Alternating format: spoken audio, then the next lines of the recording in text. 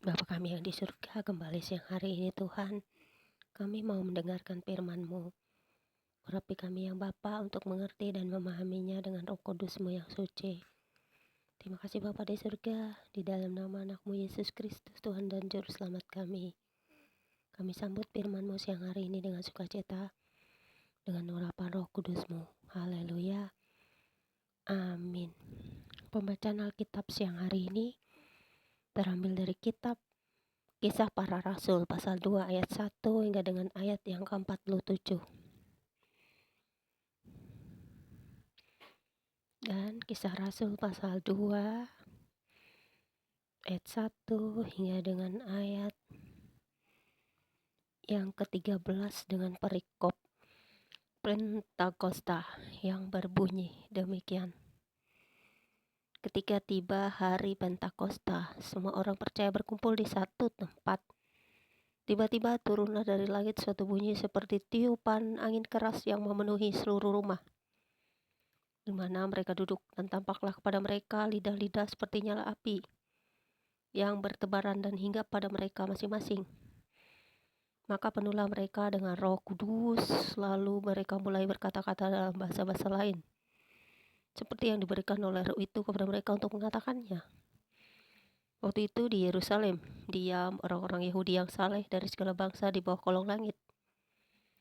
Ketika turun bunyi itu, berkerumunlah orang banyak. Mereka bingung karena mereka masing-masing dengar rasul-rasul itu berkata-kata dalam bahasa mereka sendiri. Mereka semua tercengang-cengang dan heran, lalu berkata, "Bukankah mereka semua yang berkata-kata itu orang Galilea? Bagaimana mungkin kita masing-masing mendengar mereka berkata-kata dalam bahasa kita sendiri, yaitu bahasa yang kita pakai di negeri asal kita? Kita orang Partia, Media, Elam, penduduk Mesopotamia, Yudea dan Kapadokia, Pontus dan Asia, Frigia dan Pamfilia, Mesir dan daerah-daerah Libya yang berdekatan dengan Kirene, pendatang-pendatang dari Roma, baik orang Yahudi maupun penganut agama Yahudi, orang Kreta dan orang Arab. Kita mendengar mereka berkata-kata dalam bahasa kita sendiri tentang perbuatan-perbuatan besar yang dilakukan Allah. Mereka semuanya tercengang-cengang dan sangat termangu-mangu sambil berkata seorang kepada yang lain, "Apakah artinya ini?" Tetapi orang lain menyindir mereka sedang mabuk oleh anggur manis. Puji Tuhan saudara, bahasa roh itu bisa saya alami juga. Karena bahasa roh itu datangnya dari Tuhan, bukan dari manusia saudara. Kita mendapatkannya tidak bisa kita tolak saudara. Misalnya kita mengatakan Adonai Elohim, kemudian kita baca yang bahasa lain, Tuhanku Allahku, dan masih banyak lagi bahasa lain yang mungkin di semua bangsa ada artinya masing-masing.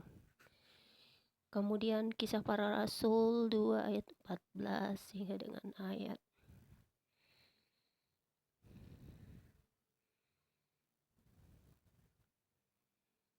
yang ke-40 dengan perikop baru.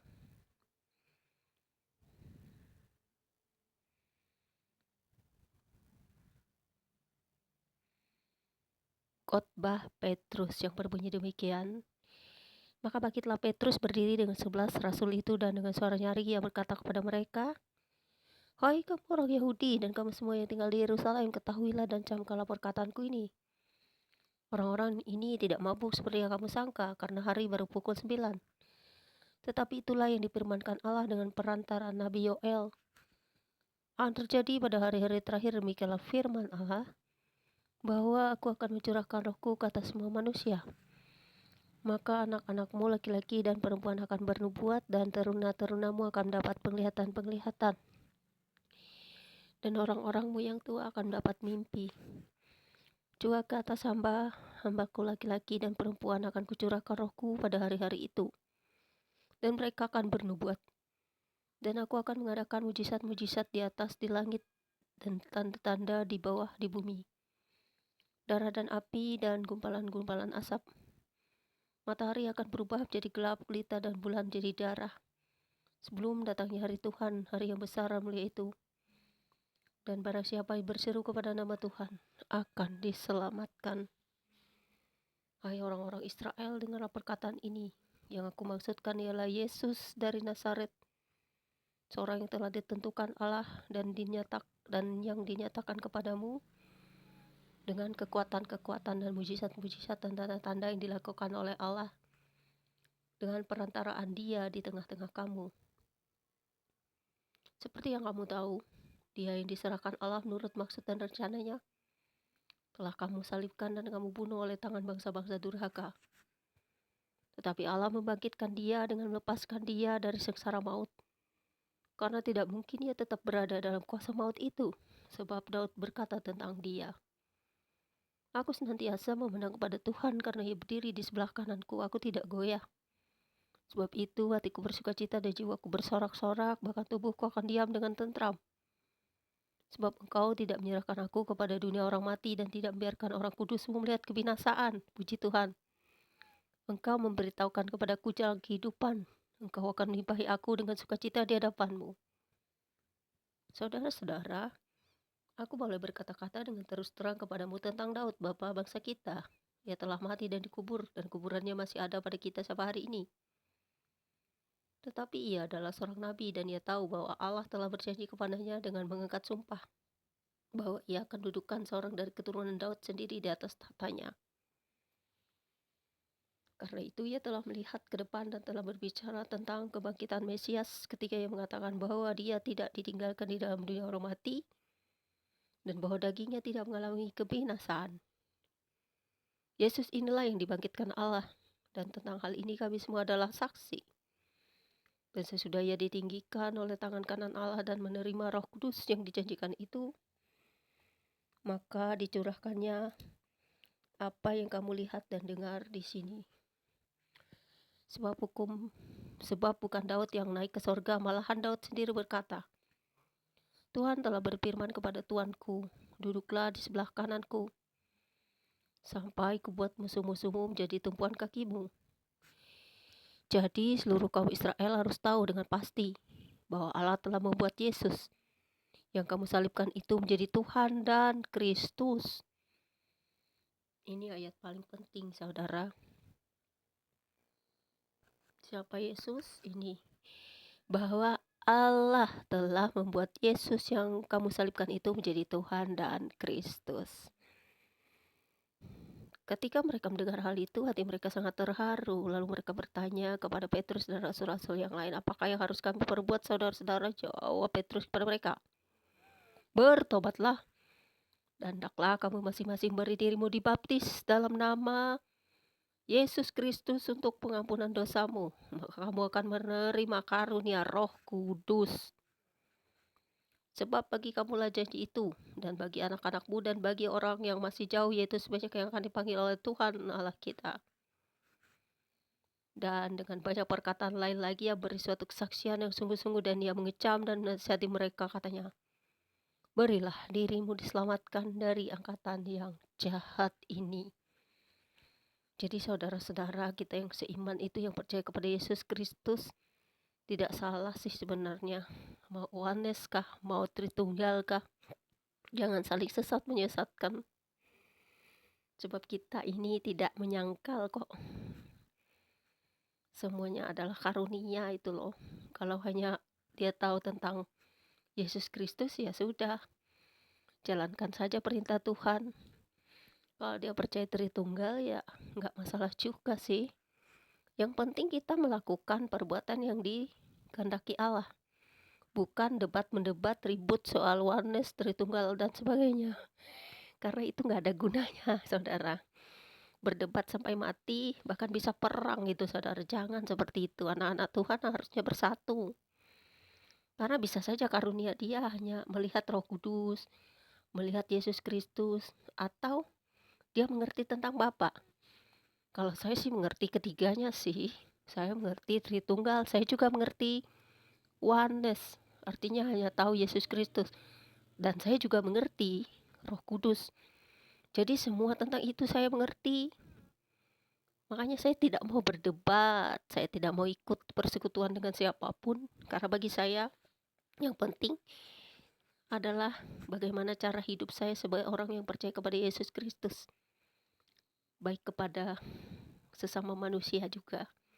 Karena di situ terang Kristus akan percaya atas kita, bukan saling ribut, debat-mendebat, sesat menyesatkan. Kalau sekolahnya tinggi dan tahu menguraikan, tahu memahami, ya mungkin tahu, bisa mengerti bahasa-bahasa lain, suatu sejarah ataupun banyak hal lah. Tapi yang penting di sini adalah kita tidak menyangkal. Kalau kita menyangkal Bapa atau Yesus Kristus atau Roh Kudus atau salah satunya, ya salah itu saudara. Jangan seperti itu juga ya. Kalau percaya kepada Yesus Kristus ya jangan menyangkal yang lain. Karena ada orang lain yang bisa memiliki karunia yang percaya kepada Roh Kudus, kepada Allah Bapa. Karena saya percaya semua itu karena saya melihat langsung saudara mengalami. Tapi kalau tentang Bapa Sang Penguasa itu hanya Yesus yang melihat, mendengar suaranya dari langit. Bukan kita saudara. Dan banyak saksi yang melihat kalau Bapa itu bertahta di surga dan suaranya itu menggelegar. Bahkan kekuasaan Sang Bapa itu lebih besar dari segala yang kita kira. Bapa adalah yang tertinggi dari penguasa-penguasa di dunia ini. Saya mengerti hal itu saudara. Dan saya juga mengerti siapa Yesus Kristus. Yesus memang Allah. Dia keluar dari Bapa. Tetapi jangan saling ribut. Bahkan saya juga melihat sosok Yesus. Saya juga melihat sosok Roh Kudus. Saya pernah melihat semua itu saudara. Jadi jangan berdebatlah. Karena yang Tuhan inginkan dari kita itu berdamai. Apalagi kita semua adalah anak-anak terang, anak-anak Tuhan. Sampai mati pun kita gak akan bisa menyatukan sesuatu yang kita percaya sendiri-sendiri. Karena kita merasa paling benar. Karena kita ini manusia saudara. Pengetahuan kita terbatas. Jadi saling mengertilah, membangun. Itu yang penting supaya orang-orang di luar tidak mencela apa yang kita imani, apa yang kita percayai.